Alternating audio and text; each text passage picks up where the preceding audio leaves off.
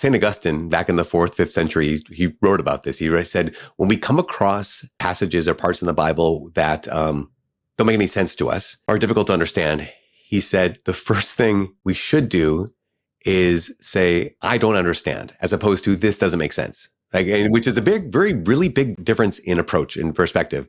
One is the fault is the Bible or the fault is God. And the other is, I just don't understand. Maybe what's wrong with my understanding? And I think that there's something really, really wise about that I look at myself and say, I must not understand what the biblical author or what God was trying to communicate here. And he goes down to a series of questions that you can ask that say, okay, so is this a problem with the translation? Because sometimes it is. Oh, that's not what that word means.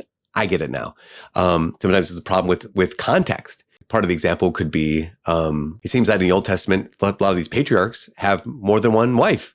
Like, what's happening there? Was God approving of that? And you start reading those passages and you realize, oh, every time someone has more than one spouse, because God even says in the very first page that male and female, one, it's chaos. There's always some kind of consequence that is negative over those things. And you realize, okay, I get it. I wasn't noticing the context here. A lot of times the Bible, it shows you, doesn't tell you that this was a wrong thing. So that was the thing. Once I got past that, there weren't any that are hard to accept. I mean, they're hard to live. I'll tell you that one. Things like, I don't know, love your enemies, pray for those who harm you. Like, that's a tough one. That's a tough one to live. No, don't worry. That's a tough one to live.